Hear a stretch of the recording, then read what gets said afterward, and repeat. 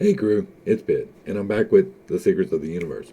Today we're going to be talking about a couple of different topics that all tie in together, and at least one of them will be a little bit controversial, but hopefully it won't be too bad for you. We're going to be talking first about the multiverse, and if you're unaware, there's a theory that there are multiple universes that are all occurring simultaneously. I believe this. I think it is part of our divine experience, and that it is part of our divine path. And where we are in the multiverse depends upon the choices that we made. Let me explain. We're going to go over to this graphic now, and you're like, Pitt, this isn't the multiverse, this is a chain reaction. And you're right. This is a chain reaction because that is what the multiverse is.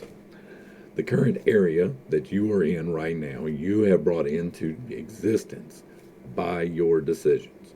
No one else's decisions are necessary for your multiverse to work. And how this works is as such. Let's say that this is you in your world right here, this one little spot right here. And you have a simple decision to make. Your simple decision is, am I going to eat at home or am I going to go out to eat?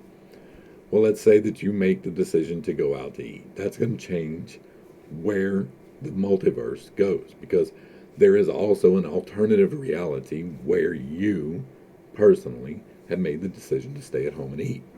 But you, in this multiverse, have decided, I'm going to go out to eat. That's going to give us these two options here. And in this option, you're deciding to go out and eat. And in this option, you're deciding to stay at home. And both of them happen. But your consciousness, who you are riding in the meat suit, your spark of divinity, takes this path along with this multiverse. Well, while you're out to eat, you have another decision to make. And the decision is, am I going to eat at McDonald's or am I going to eat at Taco Bell? Right? And so, depending on what decision you make, you, as a consciousness, go to that particular multiverse. But in the other one, you also went to the other restaurant. So, say you picked McDonald's and you go into McDonald's and you get your food, but in another alternate multiverse, you are going into Taco Bell to get your food. And so you go into McDonald's, and inside of McDonald's, there's another choice, and you don't even realize that you're choosing it. You pick your food, and it just so happens that the meat patty that you pick gets you sick, right? And so that's a whole nother choice. But then there's another one where you didn't get sick. It's more complicated than this, though, because this guy staying at home chose between beef and chicken, and then they choose between the beef and chicken, and it creates another alternative. And if you chose chicken, all of a sudden you get salmonella. This represents how the bottlenecks work. Regardless of the decision that you are choosing to make, there is a point where you're going to get sick, right? And whether you get sick with E. coli from the burger or whether you get sick from salmonella from the chicken depends entirely on which path that you choose. There is also a path where you don't get sick at all. That happens at the same time. So let's go back to the original little drawing right here. We got the original guy. And he's making the decision to go out to eat. And he also making the decision to stay home and eat. But there's other alternate universes springing off at the same point. And you see how this one goes into 2, but then it really goes into 3? It's something like that because while you're here making the decision, like before you've made the decision to do either one of the other ones, you die. Bam. Or you have a stroke and you don't die. Or you have a heart attack and you don't die. Or the ceiling falls on your head. All of these things happen every second. Every single second, there is an alternative universe where you are dying right now. There is an alternative universe where you are not in it right now because you died 10 years ago. All of these things are because every person is creating their own separate version of the multiverse. Now, this is where it gets a little wonky. And we're going to get into slightly controversial territory here because not everybody is capable in your multiverse of being independent. Oh, hold up. Wait, what? Some people are only responding to the programming that they have. And the programming that they have is not negotiable. They can't change their programming. That's why it is perfectly okay to let some people be wrong. You should, by all means, try to educate people, try to help people, try to bring people up, to bring them out of the NPC state. Because what happens is, if you are aligned in a goal with someone else, say for instance, it's you and your wife, right? Me and my wife. And we have come to what Napoleon Hill calls a master key alliance, right? And this is us together deciding to focus our decisions in a certain direction. Because we are aligning our decisions in a certain direction, we are occupying pretty close to the same space in the multiverse. Now, because of that, we are both player characters, because we together are making the choice to go forward in a certain direction. But there are people out there who are not making the same decisions as us, who are taking a different path. And while that is okay, they are on that other path and they have no deviation built into their programming. They can't respond other than the way which they have been programmed. You see this in your life. There are people that you know that cannot pull themselves out of that box, whatever that box may happen to be, whichever side of the aisle you happen to align with. Like, I'm not trying to make this into a left or right thing, but one side does tend to get more offended when these type of memes pop up. But know that I am not targeting you. This can happen to anyone and does. In your reality, I might be an NPC. But in this reality, in my reality, I am the player character, and you might be the NPC. And just because we are both player characters right now does not mean that farther along in the simulation, let's call it that, right? I don't really see it as a simulation, even though I believe we entirely exist inside the construct of the mind of God. That is the processing that we are responding to. So we are trying out different versions of reality for the divine, because the divine and is all things. It cannot be inside of itself. You can't, like, your pinky is part of you, but it is not you. The fingernail on the pinky is part of the pinky, but it is not all of the pinky. We are part of God. We are a divine, inspired spark of God sent here on a purpose to experience life for the divine, so that the divine can know life. And in order to do that, he wants to know, and I say he in a very broad sense because it is accepted vernacular, but he wants to know all of it. So in order to know all of it, we need the multiverse, because he needs to know what it would be like if I had McDonald's, and what it would be like if I had Taco Bell, and how I would do with salmonella and E. coli. And so those two things happen simultaneously. I am in control of the multiverse that I am in. And that is where we pull in some manifestation. Manifestation is pulling into existence the multiverse that you want to actually exist in.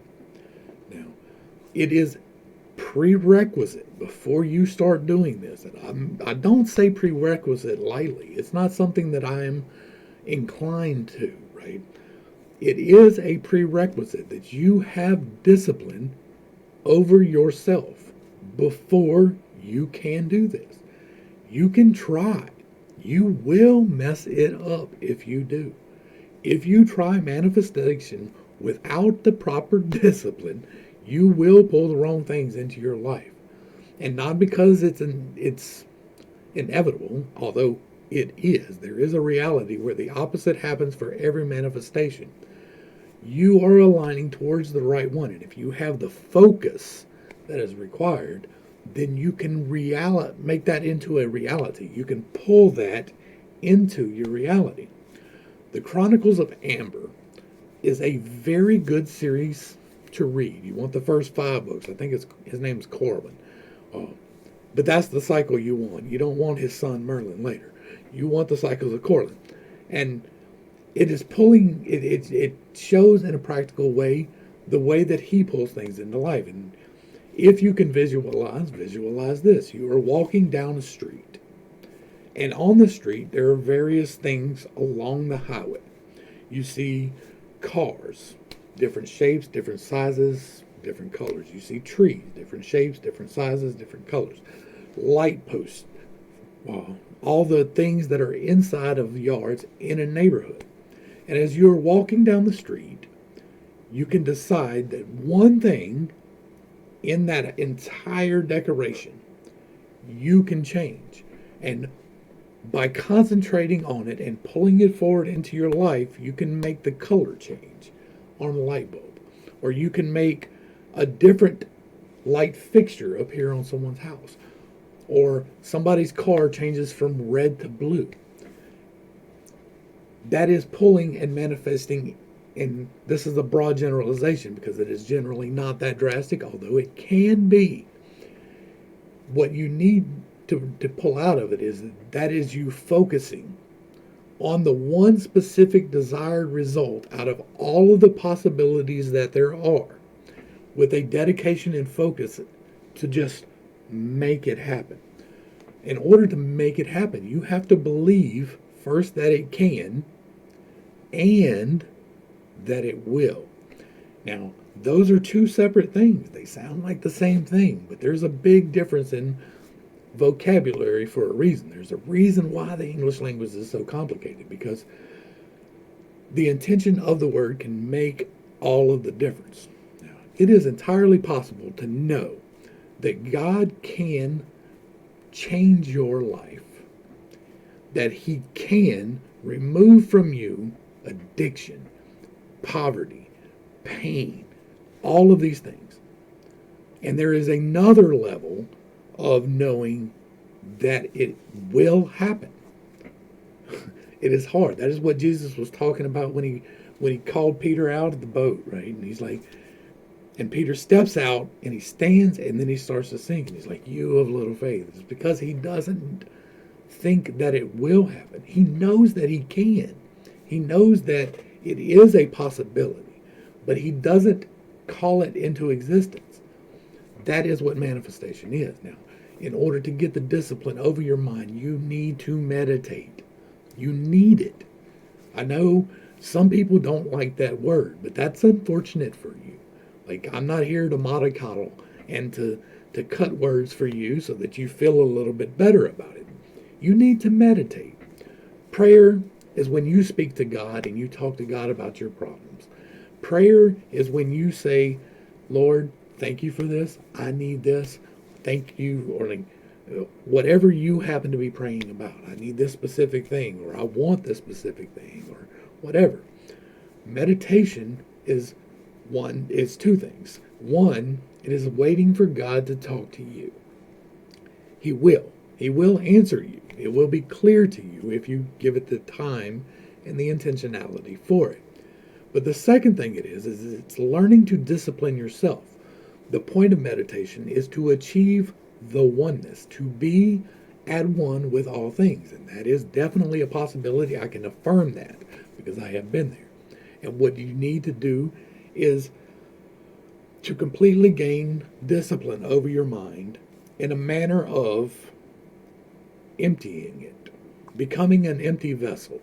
And then when you have the discipline to become the empty vessel or the blank screen or whatever that happens to be, then God will touch it and He will write what He needs to talk to you about on that screen. That's what happens for me. Sometimes it's auditory, but most of the time it's visual because I have aphantasia and I can't visualize myself. And I think God gives me that so that I know, right? I know without a doubt.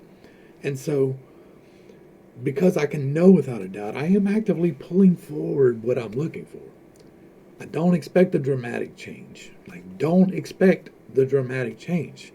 It can happen. You can do that. People don't realize how often it happens. And when they do, they explain it away. But here's a really good example of that.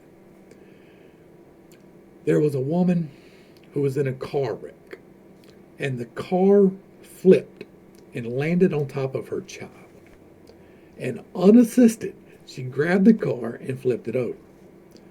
She had the absolute certainty Not only that it could happen, but that it would happen. I can promise you that by the results that were given. She knew beyond the shadow of a doubt that not only could she pick a car up off of her child, but that it would happen because she was going to save her child. That is the single-minded focus that is required for manifestation. And that is a big deal. Have you ever tried to pick up a car? Like even a little one. I've done it. Like me and four of my homeboys picked up a Volkswagen and stuck it between these two posts so he couldn't get out. Hilarious joke. We had so much fun with that. We tell that story all the time. But them things are heavy, bruh. And like for this woman to pick up the car by herself, and I'm not talking about a Volkswagen. This is like a Ford LTD. She flipped that car by herself. That is the execution of faith in the manner which is necessary. That is the single-minded focus that I'm going to save my child. It doesn't matter to me if I blow my legs out or my back. And guess what?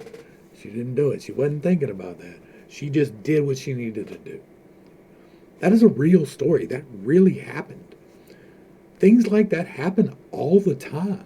Like all the time. You hear stories and people rationalize it that there was intervention, and maybe there was. I'm not opposed to that. But I know beyond the shadow of a doubt that if you have the proper focus, and that moment is a good example of that focus, because everything else is gone except that one goal. And when that one goal is all that you are holding, when you have the discipline to do that on your own, without the extraordinary circumstances of your child being crushed by a 2,000-pound car, when you have the discipline of your mind, because you have been exercising your mind in order to have that discipline, you can literally call into existence the life that you want. Do not go into it with the expectation that it is going to happen. What normally has to happen is that you have the focus and you call it into existence by writing it down and speaking it out loud. Those two things are another necessity. That's something that people want to skip for some reason. I've done it myself. You want to skip at least one of those two parts. Probably the writing it down. You're like, well, I'm saying it. This is me. I'm speaking for me. I'm saying it. What do I need to write it down for? First off, let's talk about the two things that are doing, right? First off is that we're going to talk about the speaking. We've already talked before about how all of creation is a vibration. All energy is one energy, and we are only held into separateness by the different harmonics that hold us together. Our different chakras holding us individually together. The earth's chakras holding it together, and the trees' chakras hold it together, and all of that. And so when you speak, the words that you choose to use hold power. And when I say power, I mean it. I mean the literal power to change things. And if you don't believe that, then you've never had somebody talk bad to you. Because somebody talking bad to you can completely change how you feel for the day. If somebody says, you are a piece of fucking shit, pardon my language, it makes you feel a certain way.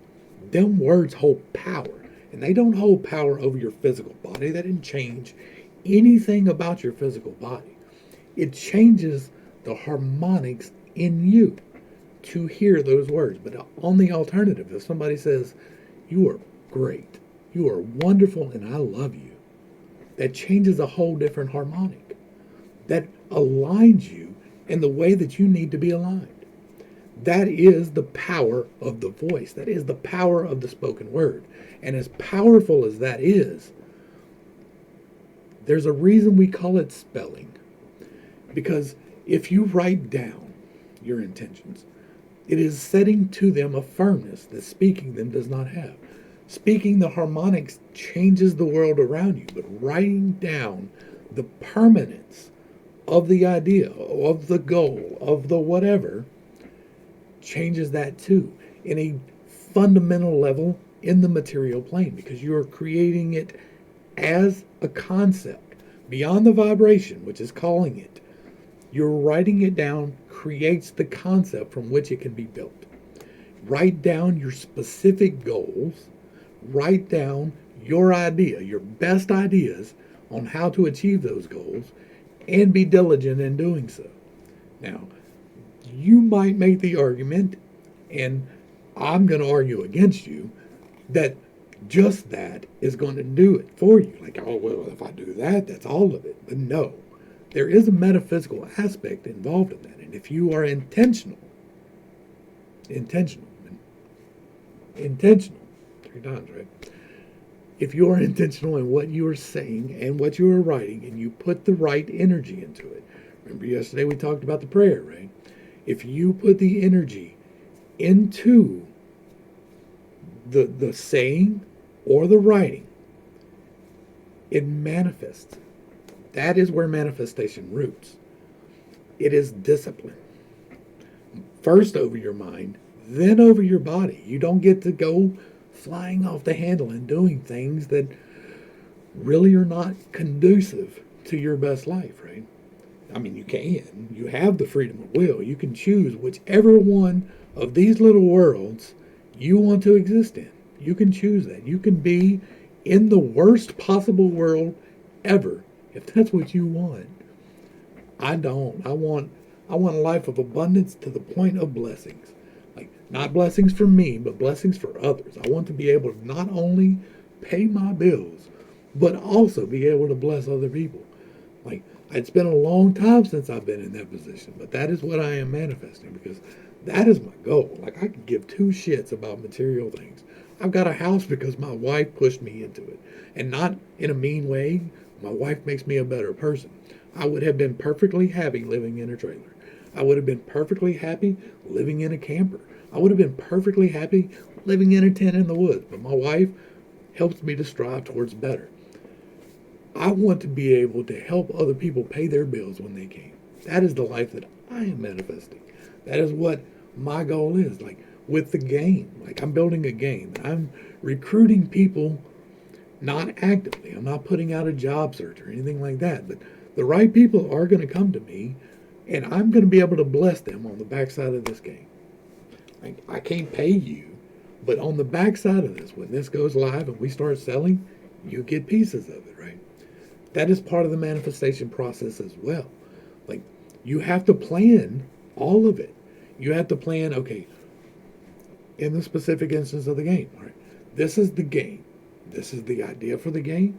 This is the overarching storyline of the game. This is the setting for the game. This is the details that I need to complete in order to make the game. I have to create the assets. I have to create the landscape. I have to create the programming. I have to do visual editing and animations and all of these parts that go into making a video game. Well, I'm not qualified for all of that. So I have to identify the parts that I can probably do. I can probably do a good chunk of that. And because I can't do all of that, what I need to do is pull specific people to me. And in order to pull the specific people to me, I have to identify what I need from those specific people. And then, and only then, once I have identified it, wrote it down, and spoke it into existence, can it come to me. It's not going to just randomly pop up. I have to put in the effort and the energy. I have to be diligent in my end of what I can do, because I can do some things. I can build assets in Blender to import into Unreal. I do that. I make videos on that. And so manifestation is not just I want. And a lot of people really seem to think that. The law of attraction, as people understand it, not the law that I talked about yesterday, but as people understand it, is just, well, if I focus on this one thing, it's going to bring it to me. And that's not going to happen. Like, it will on a minor level. You will probably get some of the things that you are trying to get, but they're going to come with catches. They're going to come with hooks that are going to pull you darker. Like, that's how that's going to work. You're going to be, instead of taking the time to have the discipline and to set a plan and to work towards it diligently and to give the energy out so that it can be returned and to follow all 8 laws of creation, instead of doing that, you're going to be like, I want this. And so you're going to pray about that and focus your energy on that. I want this, I want this, I want this. Whatever this happens to be, this one specific thing. And I'm going to pray about this one specific thing until I get it. well, you're going to get it, right? Have you ever heard the story of the monkey hand? Like it's an old story. It was a short story. I cannot remember who wrote it, and I didn't think to look it up before. But it explains the unintended consequences, right?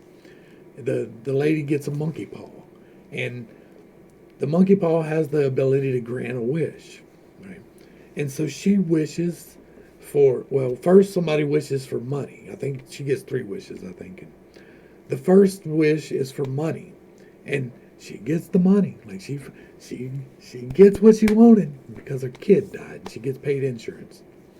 And then she wishes for something else, and then she wishes for her son back, and she gets him back, but he's a zombie, right? And so that's the unintended consequences for the lack of discipline. That is trying to pull something before you are ready. That is why I have been intentional in the steps that I am releasing, in the order in which I'm releasing. You should watch this and in the playlist in order.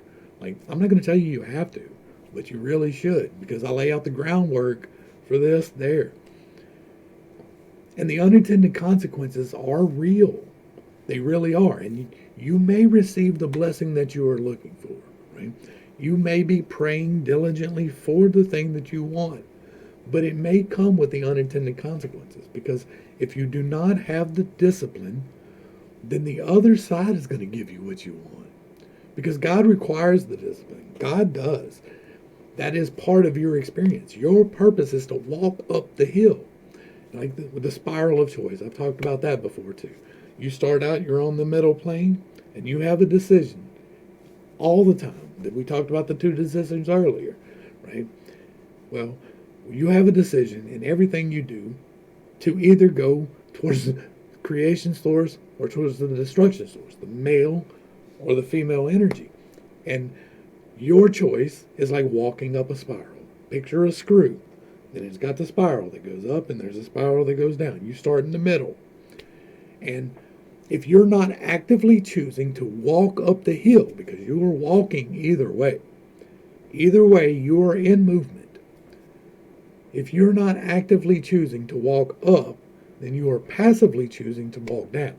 Now, you might be actively choosing to walk down, but you cannot passively choose to walk up. It is a choice that you must make for yourself. I can't make it for you. I can't push you into choosing anything. I can't tell you anything that you have to do. Nothing. Even inside the laws. Like, I can't tell you that you can't kill someone. You can do that whether I tell you not to or not. I don't call for violence, but people are out there hurting people all the time. I think that part is not on me. My control is me. And I have to focus and discipline. I have to be in charge of where my multiverse is going. Now, inside the multiverses, we've talked a good deal about that, and I don't think we hit quite enough on this one. If offended equals true, run program, individual response, outreach. The NPC room is dehumanizing. We are all unique and special. The deviation from script. Certain people can't deviate from their script, right? They cannot push past, we are programmed this way. They receive this programming in a lot of ways. Our music is pushing a program. Our television entertainment, our movies, our books, poetry, like all of the things that affect us emotionally seem to be pushing us in a certain direction. I don't like that direction. I like individuality. I like choice. I like being the person that I am. But in my multiverse, these people are all NPCs. In their multiverse, they are the player character. They are the one in charge of that. Now, the mastermind alliance, I did hit on that briefly, and I'm going to talk about it again. Like, that's a really good way of doing it. Like, the way that Napoleon Hill describes it in his 16 points, actually, like, the system works. He's missing a couple of things because the intentionality isn't quite aligned right. But if you and another player character come together and you make it an MMO, right? This is our game now. This is my guild. These are my teammates. These are the people that I play with on a daily basis. If you consciously and honestly come together in a mutual agreement for the end goal, you'll achieve it. Look at the raiding guilds. Like, I go back to WoW because I played a lot of World of Warcraft, y'all. A lot for the Alliance. And so, in a raiding guild, you've got a lot of different people. They have a wide scope of what they're trying to do. But for a brief period, they all come together into the same multiverse. And they all share the same experience as player characters. But once the raid is over, once you have achieved the objective, or not, which was more likely in vanilla, if you either achieve or don't achieve it and then you go your separate ways, you're back into the part where they are not the player characters in your multiverse. You can completely choose from that point forward, or even while you're playing, but from that point forward, you can choose to never pick up that game again, to never again open that program or see any of those people. And from that point forward, they are no longer active participants in your multiverse. Okay, but if you form this guild and you are honest with it and you are forthright and firm and disciplined in what you are trying to achieve with the Alliance, right? And it's me and my wife and my kids and a couple other select people. And if we come together and everybody agrees that everybody is trustworthy and that everybody's goals are the same, and you are honest with it, and you really set forth with it, then you form a multiverse compact, right? You are all working towards the same thing, and it has no choice but to materialize. If you have one person being disciplined and with the faith but the size of a mustard seed, if you have one person doing that, it is enough to move a mountain, to cast it into the sea. But if you got three people, just three people doing the same thing, you can change the face of the earth. You could really do that now. It's probably just going to be in your multiverse. So if the three of you come together and you say, we are going to change this specific thing, and you have the discipline of focus and the correct intentions, and you are obeying the 8 laws of creation, and you're doing it with the honest earnestness, you can literally change things. Now, you can change things for the worse or for the better, so you need to be very careful with your intentionality. You need to be very careful with the words you speak, especially to the people who are close to you. Do not curse your children by calling them dumb or stupid or any of the derogatory things that you could call them. Uplift your children, because words hold power. Write down goals that you want for your children. It doesn't have to be their goals. They're going to make their own thing. But if you set forth for them while they are children a path, and I was not very specific with the path that I chose for my children, but I did choose a path for my children. And the path I chose for my children was a path of denial. The path of denial that I chose for my children was to deny them the things that I hated in my life as a child. So my children have never heard me call them dumb or stupid. They've never heard me call them lazy. They've never heard me raise my voice to my wife. Not one time. They've never heard me be disrespectful. They've never seen me put my hands on anyone. They've never seen me intoxicated past the point of being able to function. They've never seen all of the things that I hated in my childhood once from me. And that was an intentional goal that I set forth. It is something that I skipped the one step. I did not write it down. I wish I would have, but I didn't. I did vocalize it, though. I did speak that. I did say it was going to happen, and it did. I've got great kids who have never seen any of those things and never do those things. My kids are great. They talk up to people. They lift people up. They are leaders. They do what needs to be done for the most part. They do have a little bit of procrastination in them, and they get it honest, so I can't be too mad, right? But that is the power of manifestation too. I completely changed it in a generation, the direction of my family name. Completely changed. It will no longer be the same as it was before. I changed that through the power of intention, through the power of manifestation with the grace and will of God. These NPCs, don't be mad at them. Like, they're out there and they are earnestly trying to do what they think is best. But some of these out here doing this, these people are out there just to test you sometimes. Like, sometimes there are things brought into your life just to see if you're going to respond to it. We talked yesterday about the stumbling blocks that will appear on your path, right?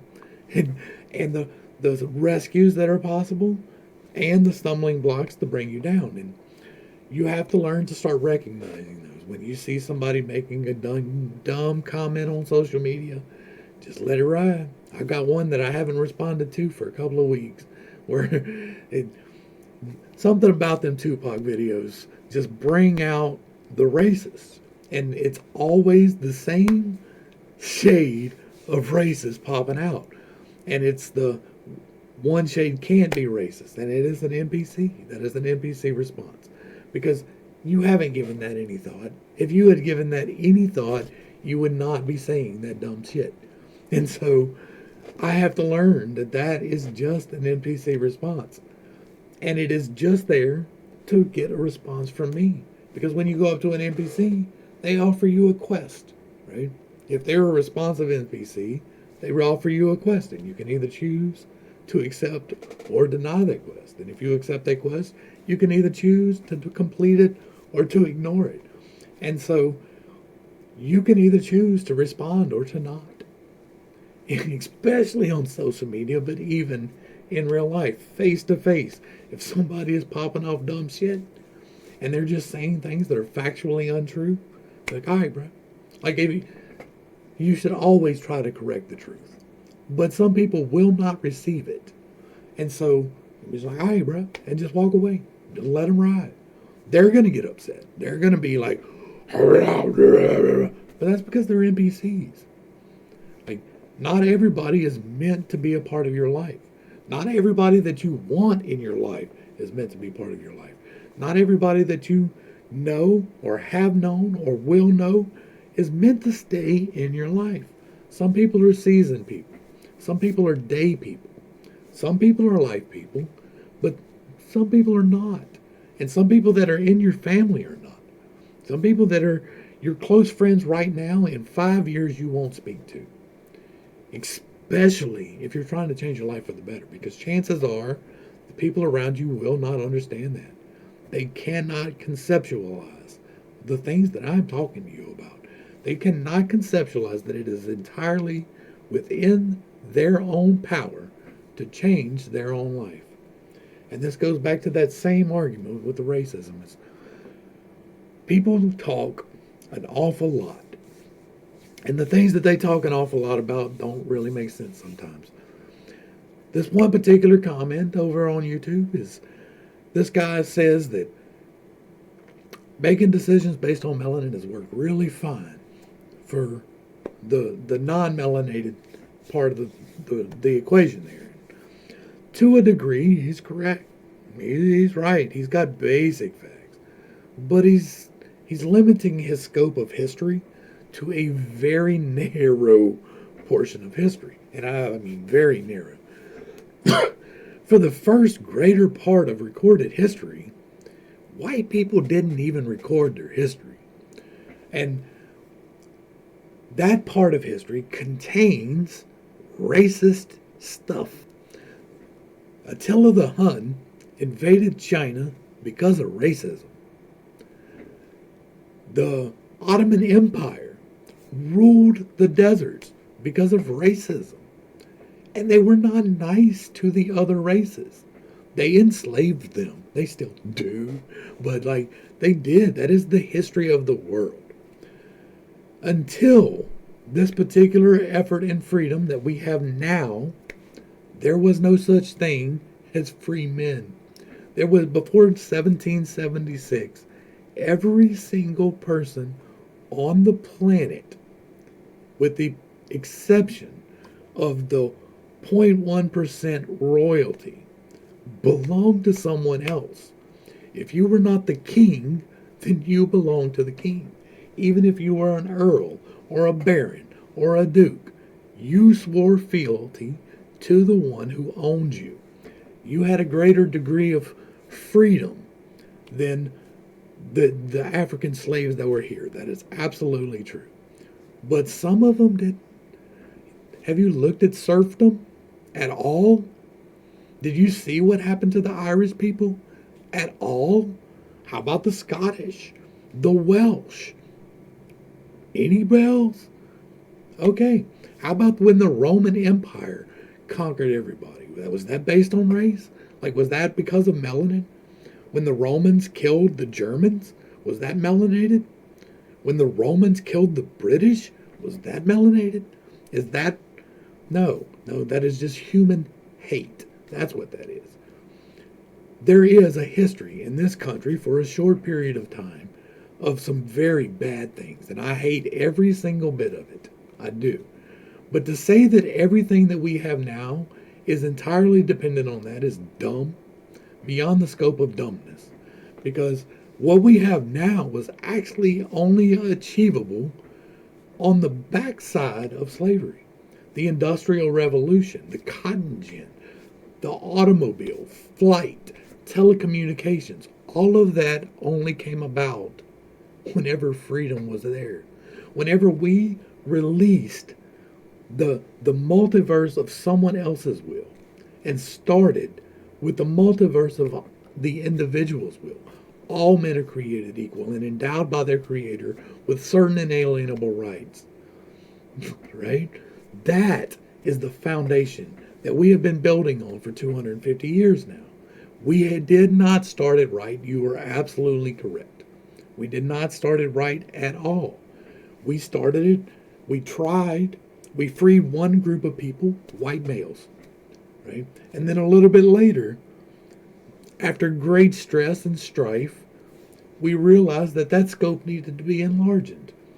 And then more, and then more. And we have been constantly accepting new, free peoples ever since. And sometimes it has taken bloodshed, and that is true. And there is still residual ridiculousness, that is true as well. But it is not isolated.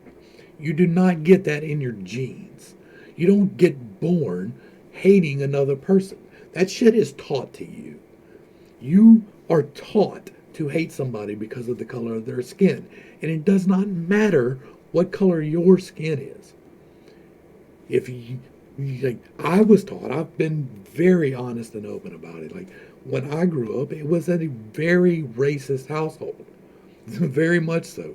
When people, like colored people, melanated people, black people, whatever you like to call them, whenever they would walk down the road, they would cross over into the field across the road from my house when I grew up and walk down and then get back on the road. That was real. And that was because of my dad. I broke that through the power and grace of God. Like, that was pulled from me. I don't see shit like that no more. That's not part of my reality any longer. I recognize that you, whatever your melanation level is, are a full, complete human, and you're just trying to work your best on your path. I don't hold melanin or sexual organs against anyone. I don't hold sexual preference against anyone. You start messing with kids, I got a problem. But other than that, I don't care what you do with your genitals. I don't care what color your melanation is. That's not part of my multiverse anymore. My universe, we're getting rid of that differentiation. How about you join me in my multiverse? Let's be player characters together.